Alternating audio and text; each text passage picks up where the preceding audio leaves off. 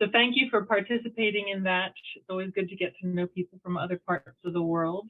And so this evening, we are going to turn over the microphone to our leader. Our moderator for the evening is Prince David. Prince spent many years with Tearfund UK and is now a leadership coach and consultant and guru of many things. He's also now just recently joined the Alliance Advisory Group. And so, Prince, I can introduce you to Ron Bueno, who you're seeing in the screen next to you, because he too has just joined the Alliance Advisory Group as of this afternoon. So we're really grateful for both of your leadership in that space. So, and then Prince is going to be speaking this evening with Matthew Maury, who is the CEO of Tearfund Australia, and Ben Slabach is a director at Compassion International, and Jonathan Wiles is the Chief Operating Officer at Living Water International. So one thing I just learned today, if you have your settings on gallery view so that you get to see everybody's face, that's lovely. The only other option then is speaker view. But if you go to the three little dots on each person's box, you can actually pin them so that when they break into their panel, you are just seeing their four faces. And I find that particularly helpful in panel discussions like this one. So if you want to go ahead and do that, I mean, it's completely up to you. It's just a fun little tool that I learned this morning, and I'm still tickled pink that I learned it. So I'm going to turn it over to you, Prince. And again, thank you so much for organizing and moderating this evening. Thank you, Beth, and a warm welcome to all of you. And we'll start the discussion, but before we actually step into some of the questions, let's get a little bit of an introduction of our panelists. And I'm going to ask each one of you to please once again tell your name and the organization and where are you joining us from today. And the other one is, what has brought you to the Alliance? What has attracted you that you made a commitment to be here with the Alliance today? So maybe Matthew, can I request you to start, and then we go to Jonathan and then Ben in that order. Yep, sure. Thanks, Prince. And it's good to be with everybody today. As was said, my name is Matthew Maury. I am the CEO for Tearfund Australia. I've been in this role for about 13 years. Before that, and based in Melbourne, Australia. Before that, working in other Christian relief and development organizations in other parts of the world. Most of my working career living and working in Africa. I have come to be involved with the Alliance for a couple of reasons. One, relational connections to people who've been involved with this, but really what underpins that is a real interest and a lifelong commitment to thinking about how do we live out principles of gender justice in the programming work that we do at one level, but also in the organizations that we operate in, and recognizing that the church at times has provided a real model of leadership in that area, and at times perhaps is lagged behind. So kind of looking at the good and the bad and thinking about how do we do all that better, and also recognizing that it's really a global discussion, and there's all sorts of cultural overlays and other considerations. So I think it's a rich discussion, and one I'm continuing to learn about. Thank you, Matthew. And my name is Jonathan Wiles. I serve as the Chief Operating Officer at Living Water International. I've been at this organization for about 15 years in a variety of roles. What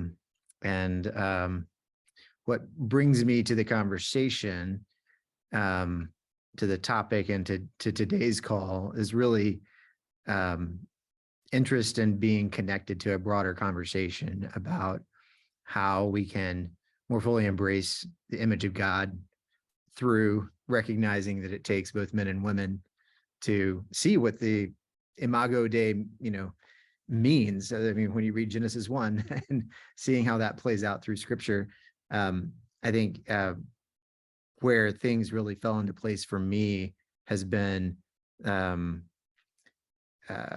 understanding that who we are as organizations is what our work and the fruit of our work flows out of. And so I'm pretty passionate about our spiritual formation as we're engaging in walking alongside people around the world as they're being spiritually formed. And so I've seen other ways in which we're not fully living out the vision that we say should be embodied in our programs. And so as we talk about women's empowerment in different programs around the world, we need to be embodying that attitude and that posture and intentionally seeking to understand our own unconscious biases and so on within our organizations. So that's, I'm here to learn as much as to share what I'm learning. Thank you, Jonathan. Ben. Thanks, Prince David.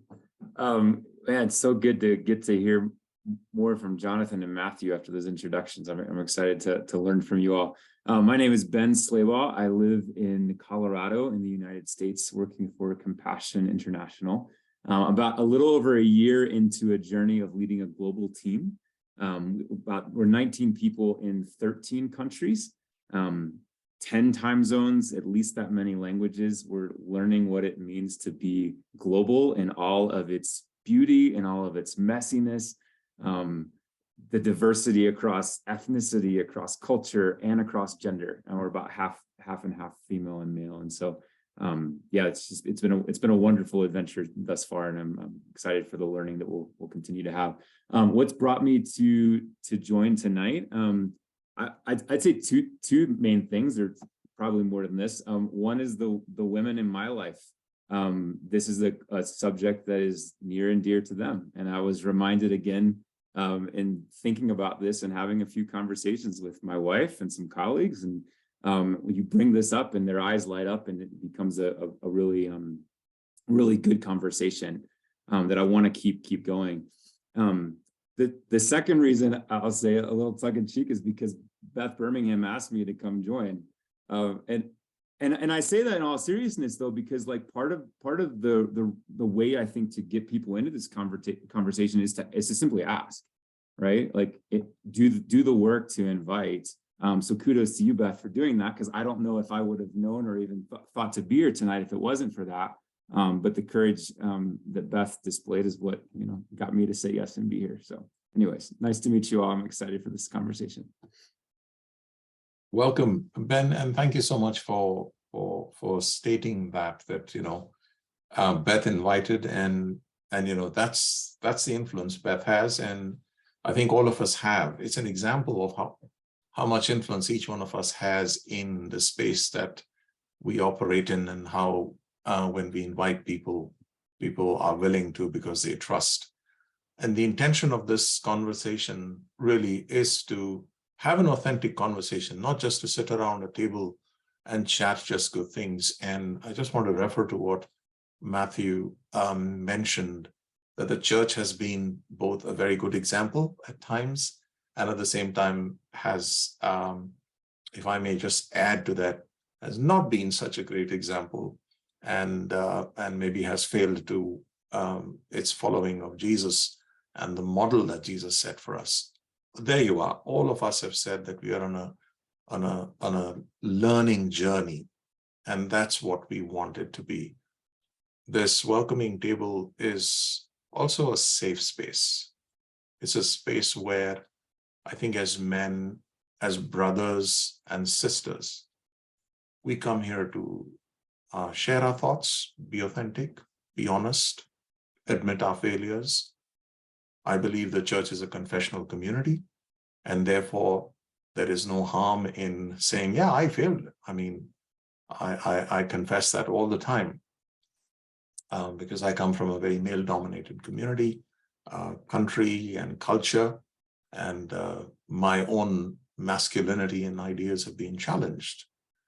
So I'm going to now ask a question just to, maybe let me begin this time with Ben. So Ben, when somebody meets you and says they see you as a champion for women, what's your initial response to that?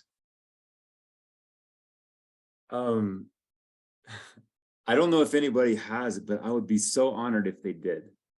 You know, I like the word champion,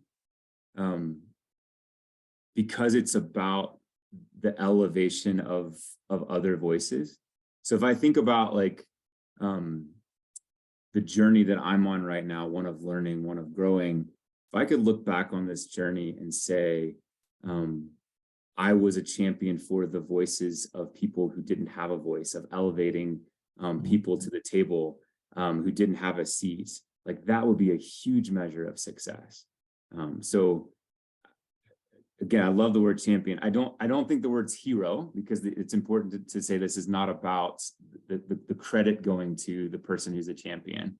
But it is about what that person's able to do from their seat to change the perspective of the world around them in the time that they're in the world that they're in. So yeah, I think I would say it's I'm honored and I want to aspire to be that champion for women, or for whatever other groups it may be. Right, Jonathan, how would you respond to that? I think I'd say I'd be grateful. I remember several years ago, this is probably 5 years old now, there's a Boston consulting group put out a study or a report that was something along the lines of among organizations where men take a proactive role in championing gender equity, like 96% of those organizations see progress, where the counterfactual is something like 30% of organizations where it's only women speaking up for gender equality and gender diversity and leadership roles and career opportunities and pay equity and so on. So I would be glad that that's being seen, because I think when that's seen, then that's an indication that there's some of that benefit is starting to be felt in the organization. But I also I think I'd feel a little abashed, because I feel like I'm just beginning my journey of learning through this, wrestling through my own layers of unconscious bias and learning how I can take intentional steps, both individually and within my organization.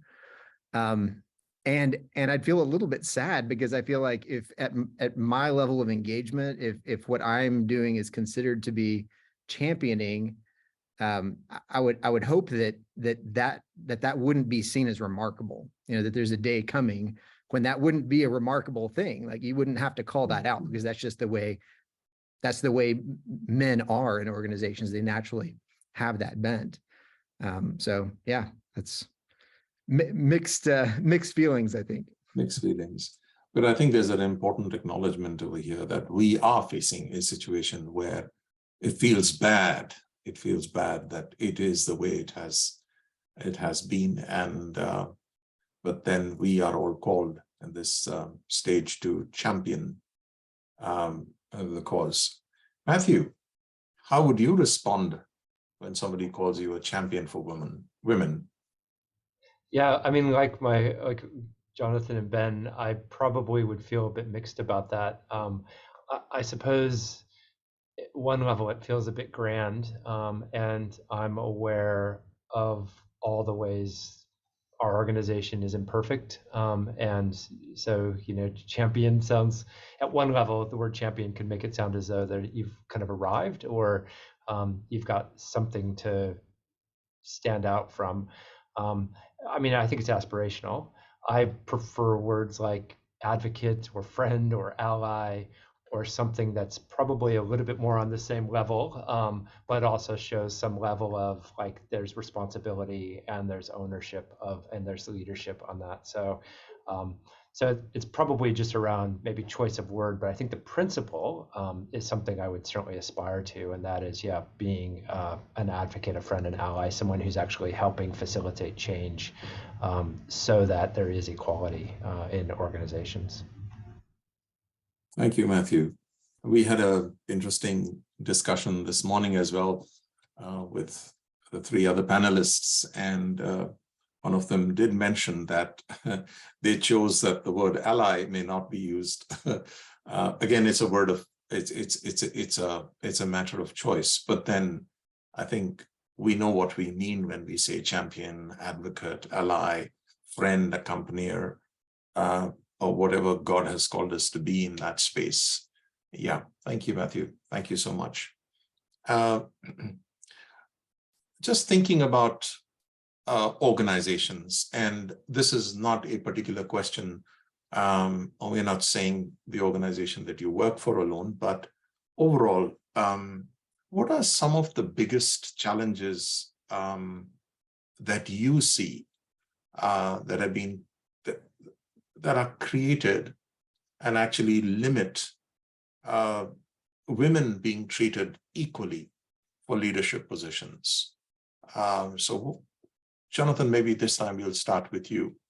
What are some of the challenges that you see that are created which limit women taking on leadership roles? I mean, I think it's at its core just attitudes that are embedded in organizational culture and practice. I mean, often unconsciously, but I think that the thing that stands in the way of development along those lines is not having overt discussion about the topic.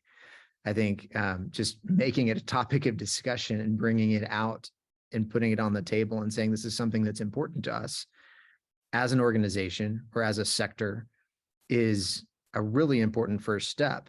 And it creates space for there to be progress without having to get it all right from day one.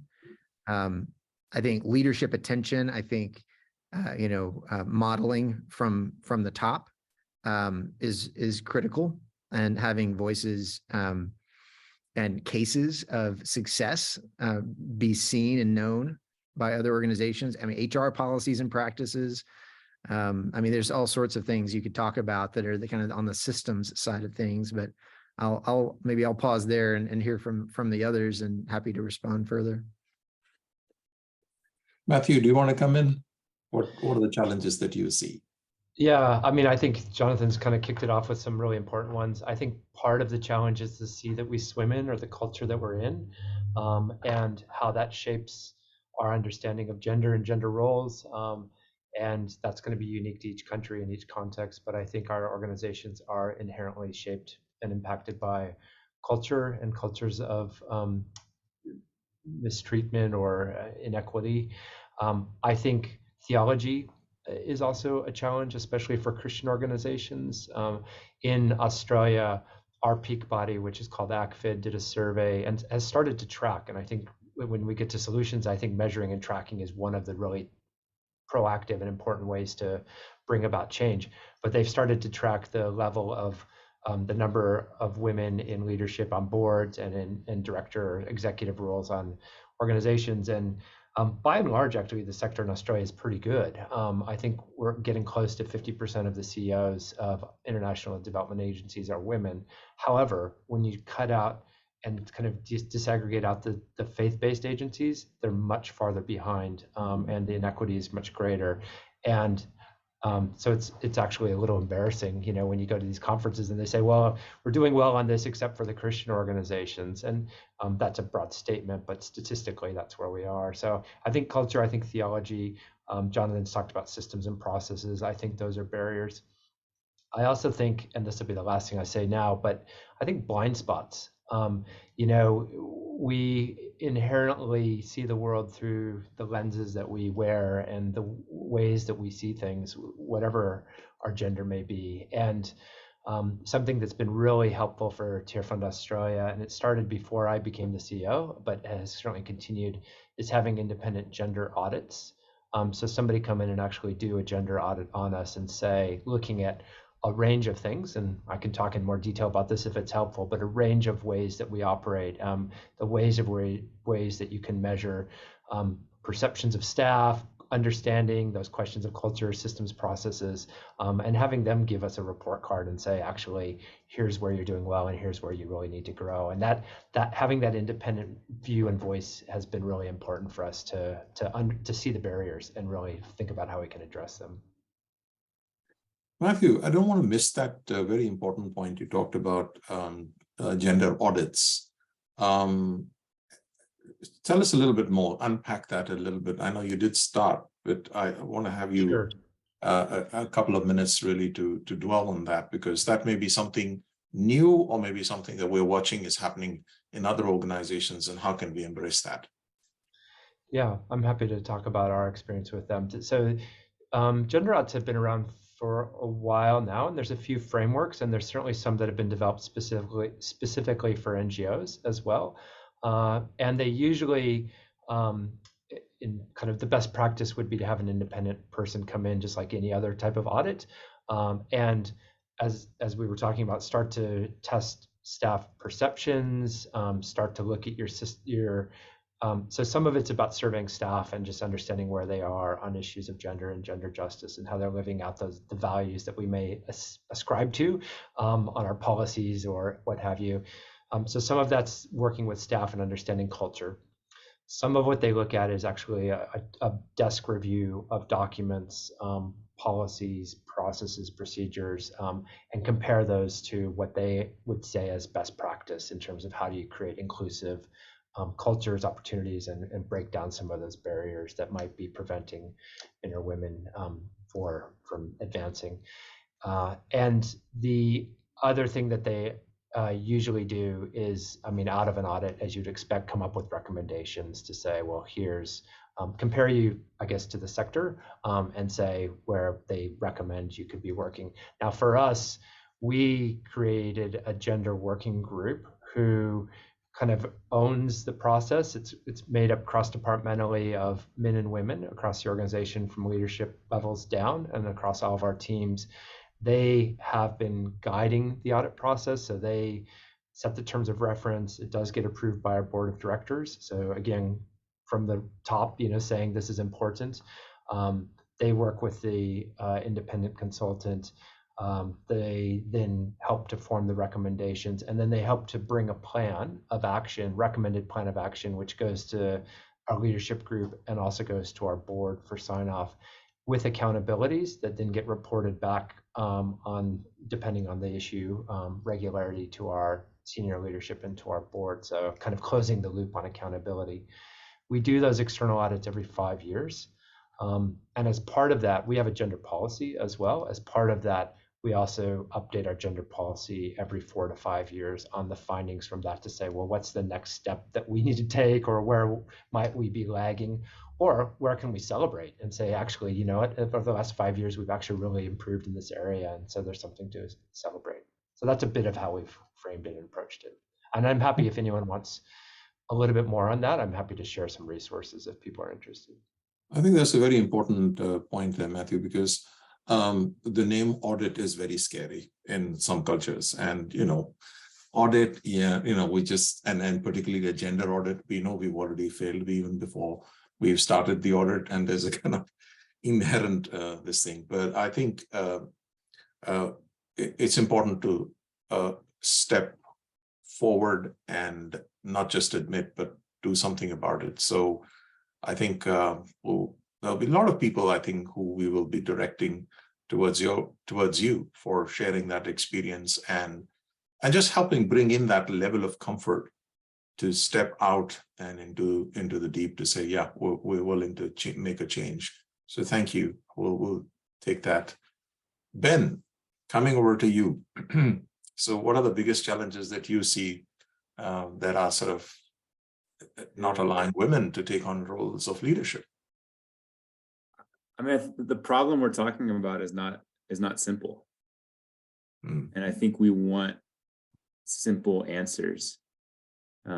Jonathan said this is a journey, right? Like this is easy problems, you have easy solutions. Hard problems don't have easy solutions. This takes time. And so having it's one thing to do an audit, it's one thing to have a month of focus on something. It's another to say this is going to take us a while, because these are conversations that need the time to give them the fairness and to allow people to go on the transformation journey, because that's what we're talking about. We're talking about transformation of people, of mindsets, of a variety of things. And so I think one of the challenges is that takes courage from leadership to keep the focus on something when we're constantly distracted by other things.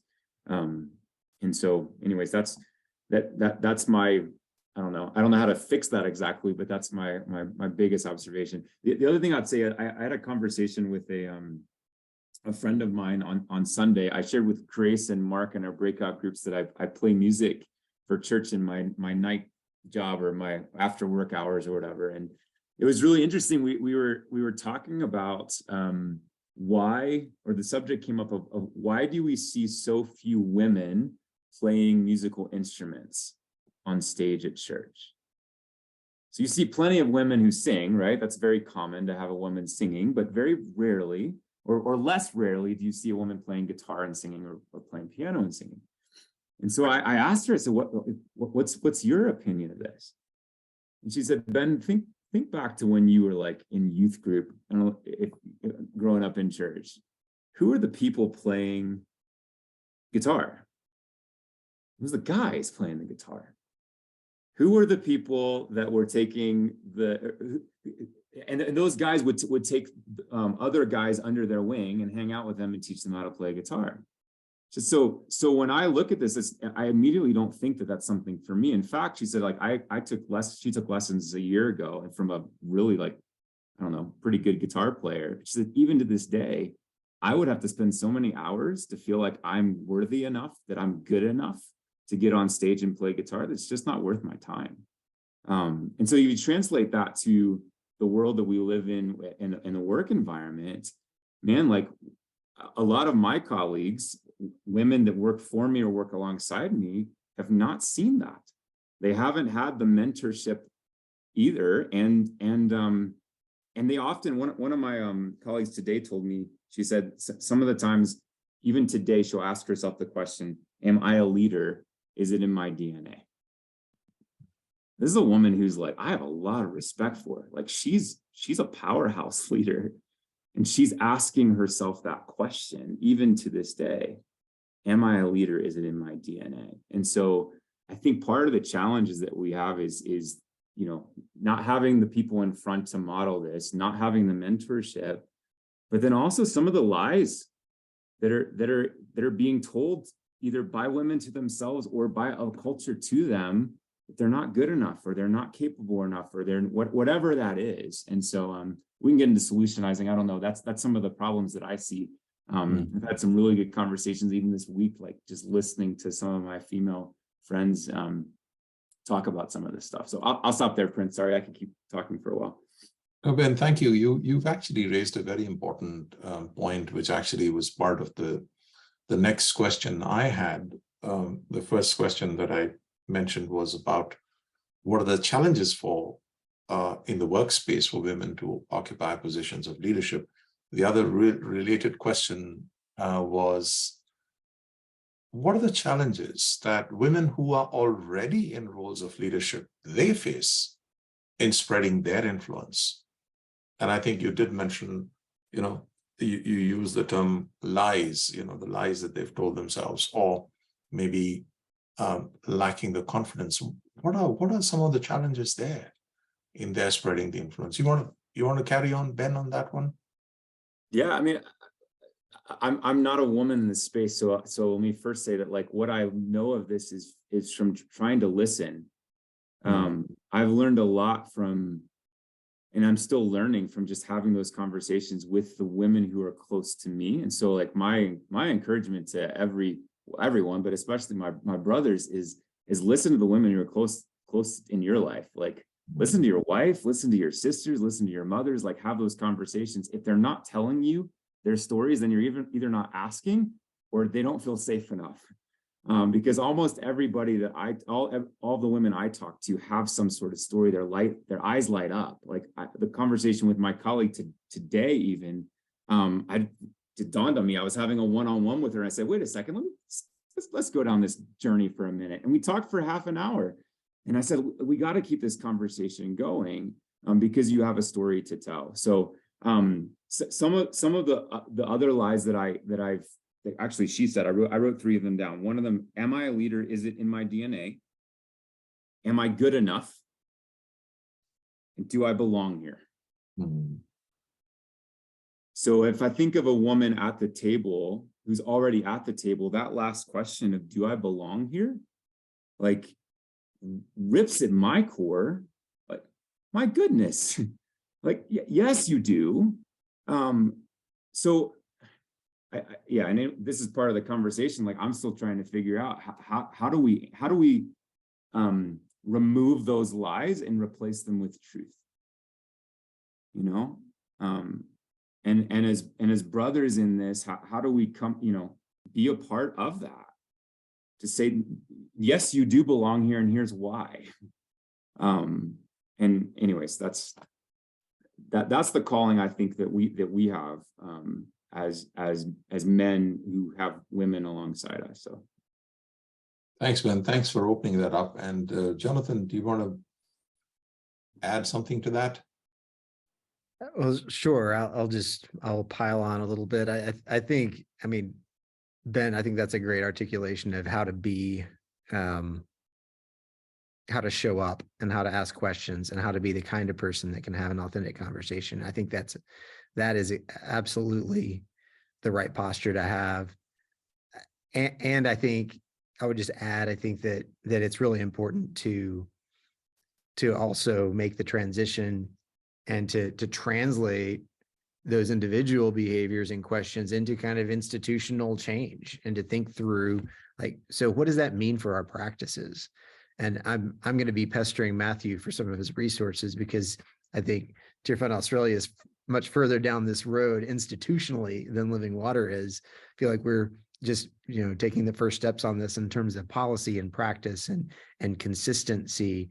But I mean, just, you know, I mean, just one example, you know, recruitment and hiring. I mean, there was an HBR article a few years ago that showed that if you only have one woman in your candidate pool, there's statistically near zero chance that they'll be chosen as the hire. With two women in the candidate pool, you're 79% more likely to hire the woman. And the effect is even stronger for ethnic minorities and people of color. You know, so I mean, I think just the simple act of saying, I'm not going to interview a slate of candidates for this position until there are two qualified women in the candidate pool. And that may mean leaving the door open a little bit longer for applications, because the first 5 people in the door are probably going to be white men. And let's just acknowledge that. And let's say we're going to leave the door open longer to get a more diverse candidate pool, even though that's inconvenient for us. And I think that you know, there's some really simple things that we can do along those lines that help us combat some of the counter arguments of, well, don't you want the best candidate? And you know, don't you just want the most qualified candidate? Yes. And the most qualified candidate may not be one of those first 5 to walk through the door. And we're going to see the theological imperative and the strategic case, if you need that argument, for having a diverse community that's on this mission together. So anyway, sorry, I'm getting on my soapbox now, but yeah, I think it's both, and it's showing up in a way that that is authentically engaging on this and being seen to do that, being known as a person who cares about this issue within your organization, and asking hard questions about organizational policies and practices. So. Thank you, Jonathan. Matthew. Yeah, I mean, I like the point because it resonates with what I heard as well when I was asking some of my female colleagues their thoughts, and listening, authentic listening, and really being and reacting to the listening as well. But that was something that came through quite strongly. The other thing I was going to mention, just picking up on what Jonathan says, I think, because we actually did put it in our policy that we would always make sure that we have gender balance in our pool of candidates, but also in our interview panels, so that when we have people making decisions, we have both men and women on those panels at each level, and contributing to the decisions for that same reason. And then embedded in our policy that if we're hiring for a role and it's at a certain level in the organization, and there's already a skew one way or the other in terms of more men or more women, that all things being equal with candidates, our preference will be for the gender that is underrepresented. So not about a token placement because of their gender. They do need to be qualified, but if we have a good process and a good pool of candidates, then that allows us to say, okay, in this case, we have, and at our leadership levels, I mean, the challenge has been around getting women and getting the balance there. I will say our discussion has also been organizationally about lower level positions and saying, and again, it's breaking down culture and stereotypes and saying actually for, say, receptionist, making sure that we have men in the pool and making sure that we are actually thinking that way as well. So it's at all levels, but we're talking about leadership today. And so that's where one of the areas that we focused. The other thing two other quick things I'll mention. One is one of our commitments has been to, because I do think, again, underpinning all of this is culture, organizational culture, and how you approach these things. And one of our commitments has been that every new employee within the first year of being employed will go through gender training. And that will be what is Tearfund's approach to gender and gender justice, and not in terms of our programming and what our partners are doing in the field, but what it means to live out those values at Tearfund, what's acceptable, what's unacceptable, and grappling with some of the culture questions, and trying to create, I've mentioned this, but trying to create a gender lens, so that as we are going into decisions that, whatever they may be, strategy, budget, policy, whatever, but that we do put on these lenses of gender and saying, what is the gender overlay or the gender factors that we should be considering as we're working through this decision. Gender is not the only lens. I mean, there's theological lenses and other lenses, disability inclusion and other things, but it's an important one. And as I said, we have a dedicated training for everybody to say, look, this is how we approach it, and to say, this is our culture and what that looks like. My final point, my wife, who does a lot of work around gender and the impacts of systems and cultures on women, some of the research she's done here in Australia, her pointed that one of the biggest barriers to women in leadership is actually the way jobs are structured. And the more that there's an expectation that roles have to be full-time, that they have to be certain hours, that leadership roles actually aren't just 40 hours a week, but they're actually 60 hours a week. And so you have to be taking family time, or can't be done in more creative ways. It ignores the fact of all the unpaid work that women often bear the burden or the brunt of, or other responsibilities. Now, obviously, in a perfect world, those responsibilities will be shared, but the reality is they're not. And so it becomes a barrier for women if there's this expectation that to be in leadership, this is what leadership looks like. And that's just not realistic in terms of their other commitments and values and aspects of their life. So you have to be willing to think a little bit differently about that. And it's probably a good thing for us as Christian ministries as well to say, well, what does healthy work look like, and what does good work-life balance look like? And we always will talk about, it's God and family and vocation. But often the way we structure our organizations, it's the job first, and you better drop everything to get this project done, or get this done by a deadline, or this donor request, or whatever it is. So again, how you shape roles and structure roles is important. Thank you. That's a very, very rich,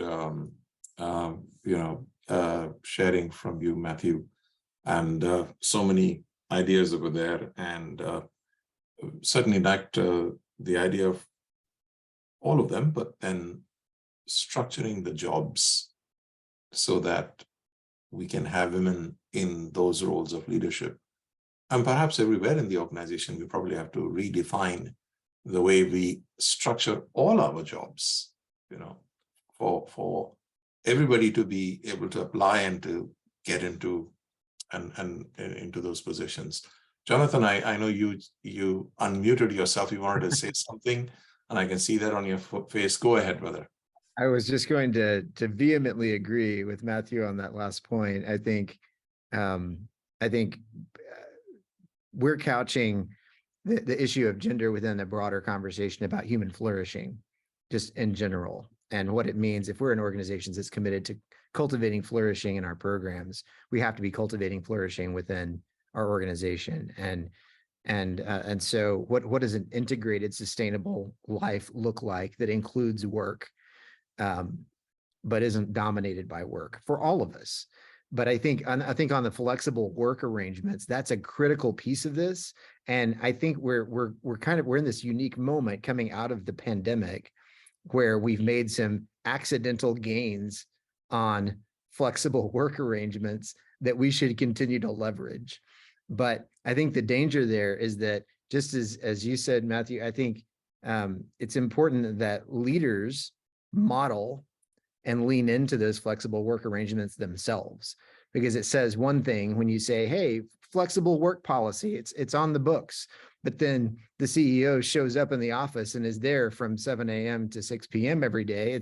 You're saying something different. And so I think this is back to modeling and back to leading from the front in a way that's going to not only give people permission on paper, but create the kind of culture that values, if you have a sabbatical policy, the CEO should be the first one to take one and set that pace, that this is an important practice for us as an organization. Thanks, Jonathan. I think you earlier alluded to the fact that we have to have policies that will not just accept the first candidate or the first few candidates who walk in through the door. They may not be the right ones, but actually deferring or delaying, waiting for a bigger pool of people coming in.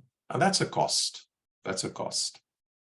It's a cost to your programming. It's a cost to your organization. What are some of the other costs that quickly come up to your mind?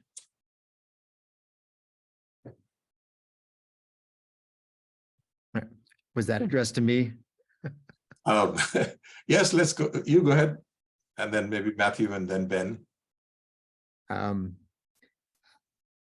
I think there's a cost when you're spending organizational time and attention on anything, and there are other important topics, but I think for us, it's important to locate this topic not as a side project or a passion project, but as something that's part of an integrated view of human flourishing, of what we're committed to organizationally, that values people. And when it's couched within a broader conversation, I think it becomes something that is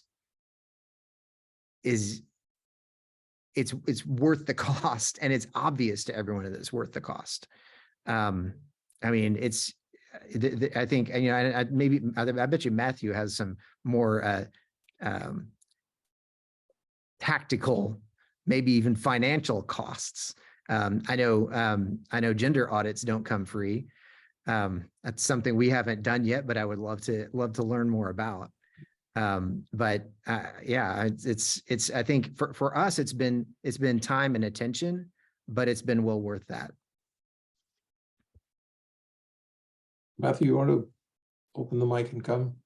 Yeah, I mean, I agree with that. I think when you make, so this is, I mean, it comes back, I suppose, to that question of what it means to build a just world, right? I mean, and, where you put your investments, say your retirement funds, are you putting them in the investment fund that's making the best return financially, or are you putting them in the financial investment that's making the best impact for the kingdom of God, in a just return? And when we choose our coffee at the office, are we choosing the cheapest coffee? Or are we choosing fair trade coffee again? So I think choosing the right way to do things does come at a cost. And I think we all fall into the trap in our own personal lives and choices, but organizationally too, to say, well, this is donor money, and we need to be good stewards of it, and it's to get to the field. And so how do we just minimize the costs at headquarters, or on operations, or on these sorts of things? And I think that becomes, as with all those examples I gave, the wrong way of thinking about stewardship, and what does it mean to actually use these things in ways that actually honor God and reflect who we're being called to. So I do think there are costs, gender audit costs, time costs, training costs, like all those things I've talked about. But I think they actually are investments rather than costs, in who we want to be organizationally, and the reflection of God's image into the world that we want to show. Matthew, thank you so much. You actually reframed the question. It's actually not a loss, but it's a real investment and a long-term investment. Because we're talking about transformation. We're talking about change, and change begins with us in our generation, and only then we can see and expect it to happen in the oncoming. Ben, do you want to say something in this space? Yeah, I just want to emphasize, I mean, there's a lot of chats going on here that's talking about ROI, right? Like I bristle a little bit of like this at the cost thing without considering the return, because that they both have to be in the equation, or else what are we talking about? And so, yeah, this is a long-term investment for the sake of a long-term return.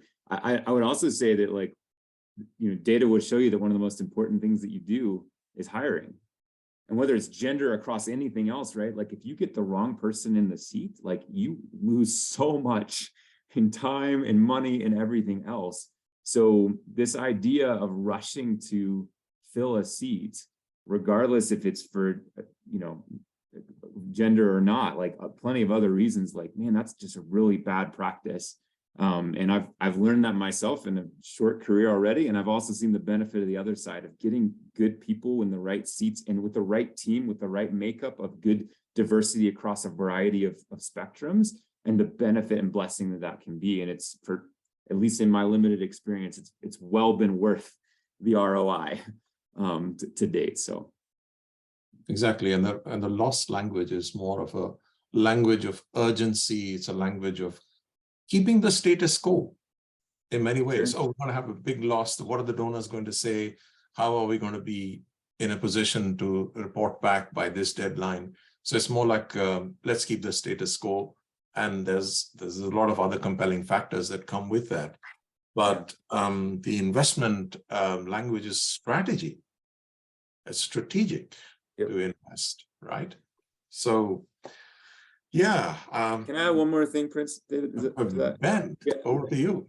There was a conversation earlier, we were talking about hiring and the importance of getting the, you know, of waiting. I think, Jonathan, you said, let's wait for enough of candidates to come in the door, or for women to apply or whatever. I think that's talking primarily about like external recruiting, but a lot of our recruiting happens internally. There's an opportunity to poach. I mean, like, to go out and find people who are good candidates, whether it's women or men or whatever else, like to seek them out. And I found this in my most recent hiring experience, not so much on the gender side, but on the ethnic diversity side, that there were certain people groups that were less likely to apply. That by me just going out and inviting, actually got those invitations. My pool of candidates went up just by me asking the question and inviting. So I think there's a real opportunity for increasing diversity of candidate pools by being more intentional in the internal recruiting. External is a whole different ballgame, but in the internal case, there's a lot of opportunity as a hiring manager to lean in there. Ben, you mentioned coaching. What did you mean? Could you just unpack that? I mentioned what? You mentioned coaching and looking for, expanding the net. So can you just unpack that a little bit more? Oh, I don't know if I meant to say coaching, Prince David. What I was trying to say. Maybe my ears. I'm sorry. I talked too fast, probably. I think what I was saying was like, said poaching, I think. Oh, poaching. Poaching. My apologies. Yeah. So real and probably American expression to say I'm going to go steal somebody from somebody else's team to come join mine, hopefully in a positive way, right? To have a career opportunity for somebody else. That's what I meant. So sorry for the, yeah. Does that make sense? We'll probably have to have a 2-hour discussion on poaching and we'll talk about poaching at a later date. But I think and poaching is one strategy, but I think coaching, which is the other part of that discussion, and Ben was talking a little bit about, looking internally as well. And I think we have been talking a lot about how do you bring people in and how do you ensure balance, but I think being intentional about pathways is the other part of the discussion that we haven't really spent a lot of time on, and that is how do you develop women into leadership roles from within, and what does that look like, and how do you facilitate that? And I mean, there's obviously lots of different strategies, but I do think coaching or mentoring is something that I know a lot of women on my team over the years have said is something they'd like to have the opportunity to be involved with, and see that as a real opportunity to develop their leadership skills. And particularly mentoring from other Christian women leaders who, they see as ahead of them on that career path. And sometimes that's within the organization, but sometimes that's outside. But the opportunity to walk with them, challenge them, encourage them, and help support them.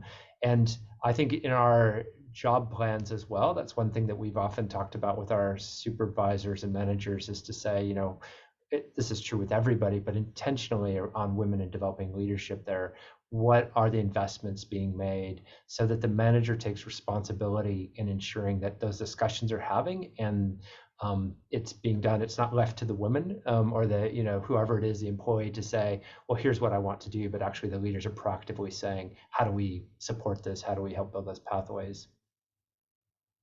Matthew, that was very powerful and very useful coming from you as the CEO, because a lot of times we talk about development or leadership development, but much of that results, or ends up in probably a 2-day workshop or a 3-day workshop, or some modular training on how to do strategic planning or how to do budgeting or how to do programming or how to think like a leader. But really, for individuals to have a transformation within themselves and destroy some of this self-sabotaging, attitudes or thinking, and then actually have a lot of people within that space that we are currently working with, our dear sisters, to be liberated to know God's call in their lives to be leaders. And I think that's something we want to kind of take on board in this conversation as very, very important. So the Alliance, just moving on, the Alliance really is a great place. It's a journey. I call it a movement. I'm sure others of you will also identify with that. And it started in our generation, and we should be glad about it. I'm sure the previous generation, some people were champions, but we are experiencing that more and more people are joining in because we share that heart. As men, and again, the question is open to the three of you and whoever wants to take the lead on this. How can we bring other men to this welcoming table where they feel this is a safe place? I believe this is a sacred place because and you have been very forthright in the way you have shared your own examples, Matthew. I mean, I was trying to say, you don't always have to talk about your organization. You've been so open about the experience of Tearfund Australia, and that's so warming. So, yeah, how can we bring other men to this table? And I've spoken to one or two, and they're not totally comfortable coming out because of what will others say.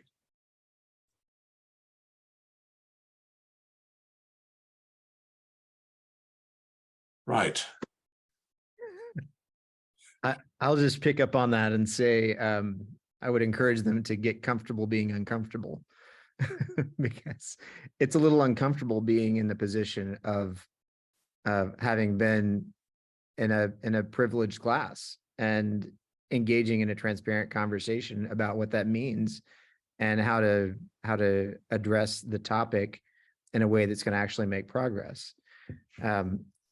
I think, to your question of how are we going to get other men at the table, I know, Beth will make a strong argument for the strategic case for why we need more women in positions of leadership. We need there's all sorts of, business case arguments and evidence.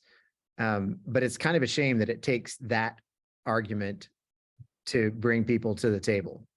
My hope is that we'd be able to get people to the table because they have a vision for human flourishing that includes women. and that they're willing to make that part of the conversation. The fact is that I would hope that men in positions of leadership in the Christian development sector are in this work because they have a vision for human flourishing, right? And so I think it's just it's reframing, it's expanding their view of what that means to include gender in a way that where the penny hasn't dropped yet for them. And I think, where I started today was, if we believe this in our programs, why don't we act like it in our organizations?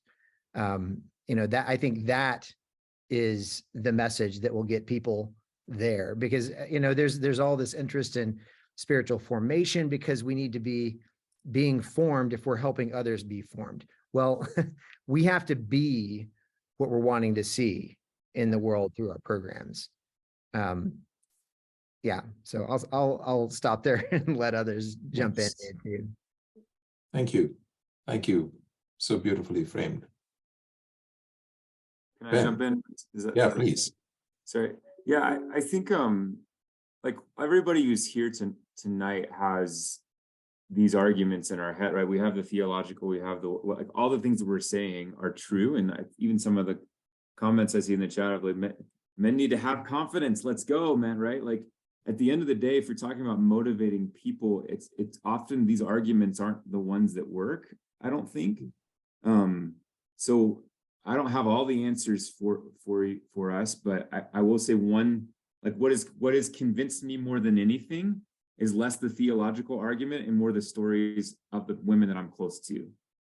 So creating environments where men can hear from people that they care about, not some person on a stage, not a book that they've read, but a person in their life that they care dearly for, who has a story, and how that story, how they felt underrepresented, or their voice not mattering, or they these things here, like I don't belong here. Oh my goodness, right? Like that type of thing gets to the heart of people, and I think that is more compelling in a lot of ways than the arguments, which are valid, but like we're not rational people in how we make decisions, right? Like we're emotional creatures. That's how we do this type of thing. And I think the other thing I'd say is, I mean, I was a part of a group. Beth might remember this back at Compassion 4 or 5 years ago in a department where the subject was women in leadership, and the invitation was for anybody to come within that department. And I think we had about over 20 women. And I was green coming in. I thought, well, let's go see what this is about. And I was one of 3 men. And so I think being really careful about that environment, like walking into a setting with being one guy out of like 25, like that's even more intimidating, Jonathan, than this conversation, which there's a little more diversity here, right? So I think the setting too is important, so that men don't feel like they're the one person out, and I'm here to be the, I don't know, chopped liver potentially, yeah. There's another phrase for you, Prince. Sorry, yeah. Yeah, were you feeling like Daniel in the den? I was too young to know better, so it was fine. But that's this, as I went and talked to some of the men around why would you, why weren't you here? Well, that was kind of the sentiment you get, is like, why would I walk into that? It sounds like a dangerous place to be. Matthew, your last word on this. Yeah, I mean, look, it's interesting. I think there is something there about what is a safe space. Whenever you're trying to bring people together, what does that look like? What's a safe place, a safe space for men and women to be there? But you want to get beyond just, what's safe, but also what can be, I think when Jonathan or Ben said, what can be uncomfortable as well. Like, I think that there is that need for that. I know I'm involved in a little way with Christians for Biblical Equality, and I look at their events and their conferences, and they get really, well, at least in Australia, they get really good, both men and women turning out and discussing these issues of gender and gender justice in the church. So, I mean, I have wondered, what do we pull from that? Now, that's mostly people who attend who are already on side and already kind of working. And so maybe that's part of the question is, what are the spaces for the people who are already on side? and what are the spaces that we create for the people that actually do need to hear those stories and need to be influenced for change, and recognize that those are actually two different kind of groups, and one's probably not going to feel comfortable in the other or feel like they're missing something. So I think probably a little bit of thought about how do you spread that out. And the other one, just to be quite honest, I mean, and I had this discussion with Beth months ago when they were originally, working on some of the thinking, and I also don't want to be in the way, and so there are times when actually it is valuable to have a room of just women sharing and or small group or whatever, and so what does not being in the way but actually being helpful and a champion, or whatever word you want to use, what does that look like? And I think people understanding this is why is important. So yeah, that's just an honest reflection. Yeah, thank you very much. And in fact, this welcoming table is actually both a safe space, a sacred place for authentic conversations and being intentional. And this morning we picked up a word, intentionally disruptive, because there's no action that's going to happen unless we are intentionally disruptive, and we want to take that away. And I just want to leave one example. Since I worked for a long time in Tearfund UK, we had this brilliant program, and it still continues in many parts of the world, transforming masculinities with communities that we were working with. And we've seen some excellent results. And very recently, one of the regions actually did that, transforming masculinities for their own regional staff, everybody on it, right from the country director to all the staff. Actually, they did it in Asia just a couple of weeks ago. And because we said, we're presenting this to the world, we're presenting it to communities, and we want to see that their masculinity is transformed. What about us? Lord, begin with me first. And that, so taking it on and saying, look, we want to shed this light on ourselves and see how we can transform. It's for those of you who don't know about it, I'm sure there can be a link provided on the website or somewhere. That content is brilliant, and it really is, it's transforming. So I want to post that up as something to take away. Yeah, we covered a lot of ground.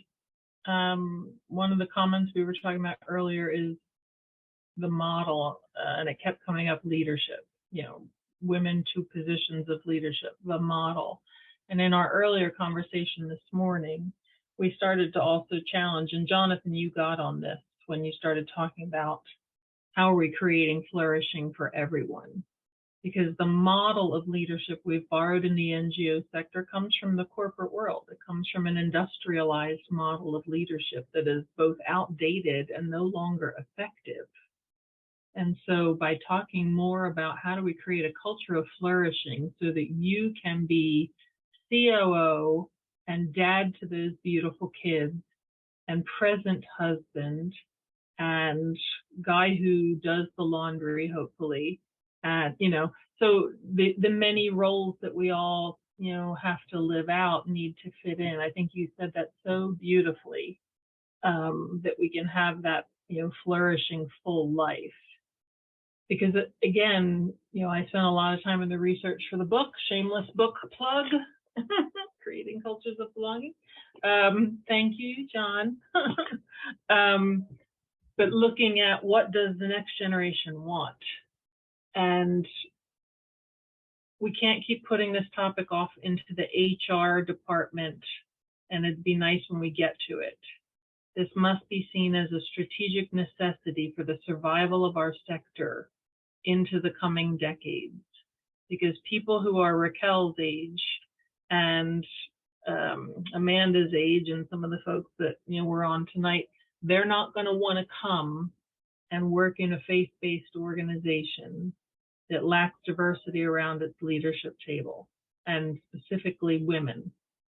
And there's all kinds of research as to why. And so it is an urgent issue that while this might be the long conversation, I hope it's not too long before we can turn the tide, because women in this space have waited a long time. Emily shared at Accord at the rate we're going, it'll take us another 150 years to achieve gender equity, 50-50 around our leadership tables.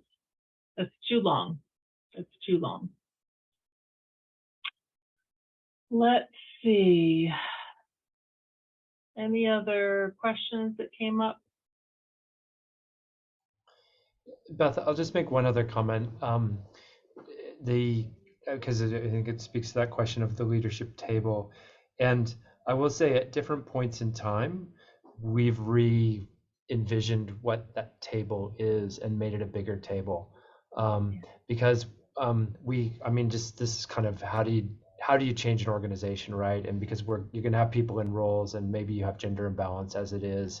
And the strategy isn't to go and fire half the people and hire new people, right? Because so how do you rethink leadership? And what we've done at different points in time, as I said, is increase the table so that we could bring those different voices, whether it be looking for gender balance, whether it be looking for cultural diversity, but saying actually there are a lot of people who have really good insights and leadership voices and aren't in the room and we aren't hearing.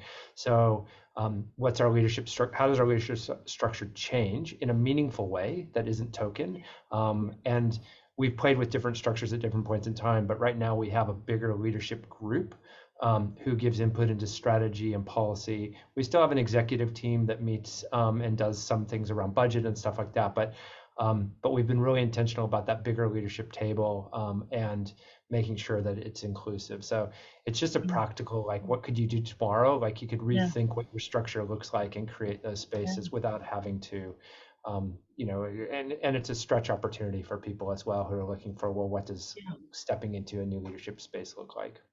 Yeah, exactly. I just add one thing here. I think we as Christians tend to sometimes beat ourselves and then don't celebrate the wins and the gains. And so citing good examples, citing good change that is happening and celebrating that, even if it's small, it is a step in the right direction. And because we're trying to model, and we did talk about a cost, we're talking about investment. And I think citing those examples, sharing those good models with others in that space is also a very valuable tool to help and celebrating it, actually. Yeah. Mm-hmm. Well, and even having a place where we can bring together some of these best practices and these models, because it is helpful. Miles Green shared at Accord some of the things that World Relief was doing, and he had a lot of people come up to him afterwards and say, I would like to connect with you and hear how that actually worked, and et cetera. And the same for you, Matthew, because people just want to know, well, how would it work, and what was any blowback, and what were some unseen things that happened. So the Alliance can be a place where we showcase some of that, so that you're not getting a million calls every week on, explain it to me. But putting like the resources that you said, what was the organization used to do the audit? What was the instrument? Just so you know, we do have a number of the gender audits already posted on the Alliance site. So Interactions is out there. And we created one at Wheaton that brought in more the theological piece at the beginning. So the Wheaton Gender Scorecard, it's called. And then there's a couple of others in Europe that are really, really good to do that. So, and you can actually do it as an internal rather than bringing in external. But I love the external eyes. So that was one. The other that came up was, our grizzling around the ROI language and the return. I had done a big proposal when I was at one organization, and they said, you need to prove the business case of diversifying our leadership by gender, and and if you don't start with that, nobody's going to read your theological case, your HR policy practice case, so it was a document made up of all that. And so that's when I started focusing in on, and I loathed even having to do that. I found it so offensive. And yet I realized that when we're talking to senior level leaders, in order for this to get attention, it seems like we've got to start with what's in it for me? How is this going to improve my organization's performance?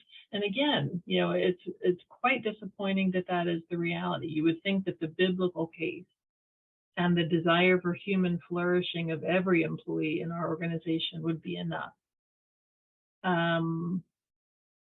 I'm long having to leave my idealism behind in some of these conversations and just trying to find, the different angles and the different messages that speak to different people. And again, you'll notice in the book, we did focus on all of the levers in the system of how we need to approach this.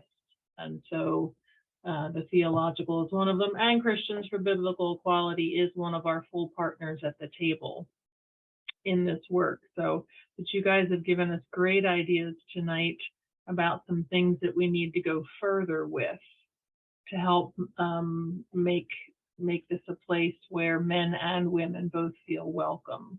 Because that was our intention was never ever to start an alliance and a network for women. There's lots of those around the space, but to truly create a place that reflects the kingdom of God that we all say we're aspiring to work towards and to usher into and to reflect to the communities that we serve. And that means women and men together at the table,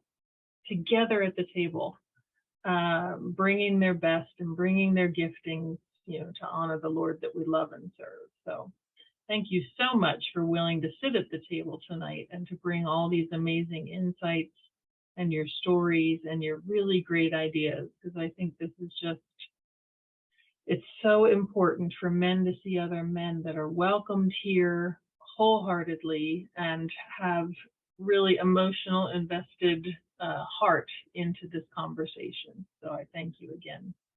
And thank you everyone for joining the call, and everyone who's going to be reviewing this recording in the days and weeks to come. We will have it posted on YouTube.